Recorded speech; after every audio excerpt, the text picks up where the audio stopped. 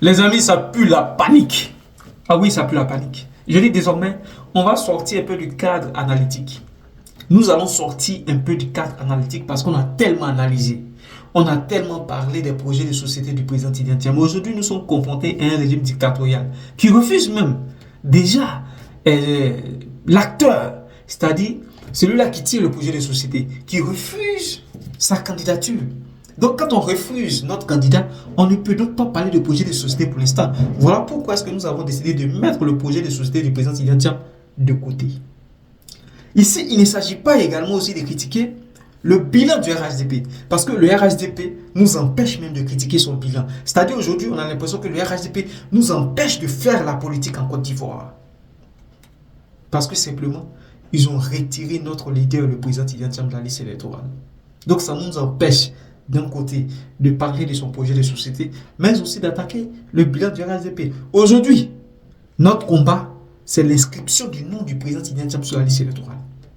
On ne parlera plus de projet de société ni de bilan du RHDP. Notre combat aujourd'hui, là, c'est l'inscription des noms de tous les leaders politiques de l'opposition sur la liste électorale. C'est ça notre combat. Tant que cela n'est pas respecté, alors nous aurons donc cette position assez extrême vis-à-vis du RHDP. Je disais, ça sent déjà la panique au RHDP. Oui, ça sent la panique. Les gens sont paniqués. Après CRFL, l'un des conseillers de poids, de taille du président Alassane Ouattara, qui a jeté l'éponge parce que pour lui, le président Alassane Ouattara n'est pas un chef d'État. Il a eu à le dire dans son communiqué. Il dit que le chef de l'État, le président Alassane Ouattara, n'est pas un chef d'État. Tout simplement parce que c'est lui-là qui s'est victimisé, qui a instrumentalisé la population du Nord, estimant qu'il était musulman et raison pour laquelle on ne le voulait pas. Estimant que c'est parce qu'il était du Nord de la Côte d'Ivoire, raison pour laquelle les Ivoiriens ne le voulaient pas. Aujourd'hui, c'est lui qui fait la distinction entre les dignes fils ivoiriens, ceux-là qui sont ivoiriens et ceux-là qui ne le sont pas. Il a décidé d'écarter donc le président Tidjane Thiam de la liste électorale. Pourtant, ce clamant oufouettiste, donc CRFL, a estimé qu'il ne reconnaissait pas la qualité d'oufouettiste au président Alassane Ouattara. Parce qu'on ne peut pas être oufouettiste et combattre le parti politique créé par le père fondateur Houphouët-Boigny. CRFL a donc jeté l'éponge. Il dit non, que lui, il en a marre et que désormais, il n'est plus le conseiller d'Alassane Ouattara. Donc, ce qui veut dire que le travail du président Tidjane Thiam aujourd'hui est en train de payer ses fruits, est en train de produire des effets. C'est ce qu'il faut retenir. Le deuxième qui vient ainsi jeter donc l'éponge. Les amis, c'est chaud. C'est chaud sur les RHDP. Le deuxième qui vient jeter l'éponge, c'est qui? Ah, c'est Nguessan.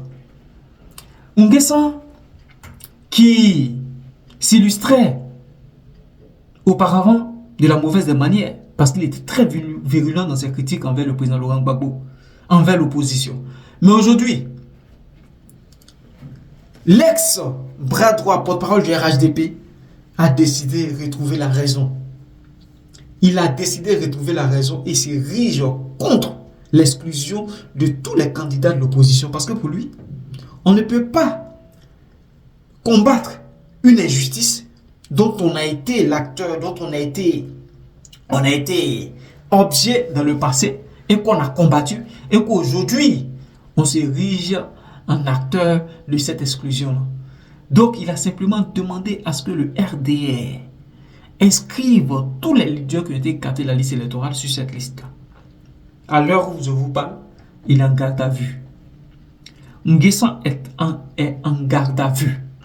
Il a été interpellé par la police. Aujourd'hui, on a cette police-là. On ne sait pas. Et c'est ce que je disais. Ce n'est pas une police républicaine. C'est une police aux ordres du RDR. Donc, c'est une police politisée. C'est une police aujourd'hui qui fait la politique et qui interpelle tous ceux qui critiquent le pouvoir du RDR. On a eu le cas du docteur Boga Sako Gervais qui a été extirpé donc de la Côte d'Ivoire. Quand on l'a annoncé, les gens crient au scandale. Oh non, c'est de la manipulation. Oh, c'est faux, c'est faux. Voilà un cas palpable. C'est lui qui était hier porte-parole du RHDP et qui s'est permis aujourd'hui de critiquer ce régime-là, être interpellé par la police. Mais attention, ce n'est pas quelqu'un qui n'a jamais exercé au sein du RHDP qui ne fera pas l'objet d'interpellation. Et là, il a fait l'objet d'interpellation. Ce qui veut dire que ce qui attendait Dr Boga Sako Gervais était encore plus grave que ça. Parce que, attendez, docteur Boga Sakochevet, lorsqu'il a été interpellé par la police, par la préfecture de police, il a même dit, nous étions jeudi, et je comptais me rendre le lundi.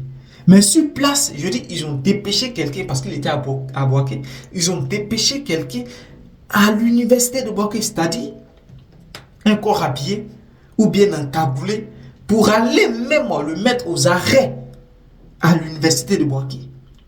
Donc, c'est-à-dire que si Dr Boga Sakochevet n'avait pas été interpellé et qu'il se rendait donner les cours au sein de l'université de Boaké, il serait donc arrêté manu militari par ces encagoulés-là.